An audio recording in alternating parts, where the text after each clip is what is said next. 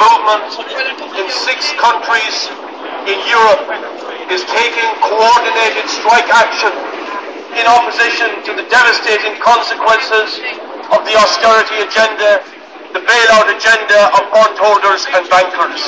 Today, therefore, is an extremely significant day in the history of resistance and opposition to this disastrous agenda.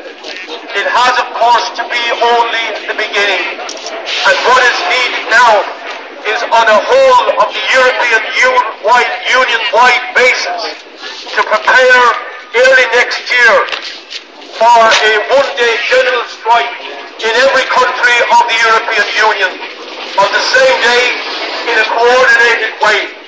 And in that regard, we must call on the leaders of the trade union movement in this country, the leaders of the Irish Congress of Trade Unions, to come out of hiding and to give the leadership that is needed in this country to the resistance that is absolutely essential before our society is driven further down by the ravages of putting the debts of speculators and bondholders on the backs of ordinary working class people.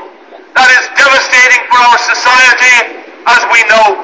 And it is beyond time that the official leadership of the trade union movement here should come out and give a lead. I think the other thing that is raised by today's events and by the general crisis is that capitalism all over Europe is a sick and a chronically sick system. A system that can only survive now by crushing more and more the living standards and the livelihoods of working people, of unemployed people, of pensioners and of the poor. And we have to start the debate of the alternative to capitalism, of the socialist alternative, the socialist policies that are needed by taking particularly the finance markets, the finance institutions, the major hedge fund operators, the vulture capitalists, into public ownership and democratic control of working people on a Europe-wide basis.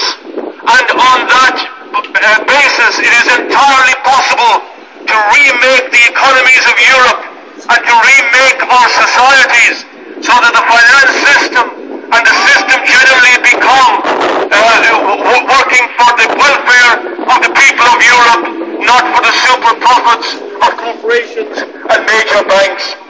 The last point, dear friends, is this: to again reiterate that on Saturday, November the 24th, it is very, very important that we have a major turnout and a major show of strength.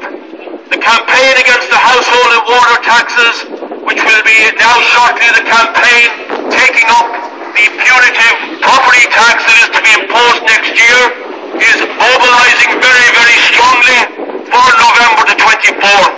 It is critical that ahead of that demonstration we put support for the massive boycott of that tax that is taking place throughout our country at the present time. The reality is that the most substantial, active and biggest anti-austerity organisation at the present time is the campaign against these taxes on people's homes. Therefore, we have to mobilise very, very strongly for the 24th.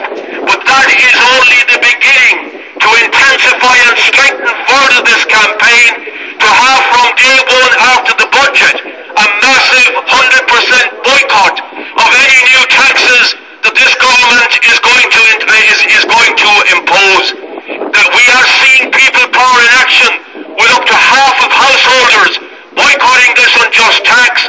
We have to build on that, and consequent on that, and along with it, demand that the trade union movement as a whole takes action in support of those householders, but then in support and in pursuit of the wider agenda against the disaster of austerity, and for alternative policies that will have public investment instead of paying bondholders and bankers, massive investment into infrastructure, into job creation for necessary projects in our society to take tens of thousands of people off the dole and remake our society on an entirely different basis. Good morning.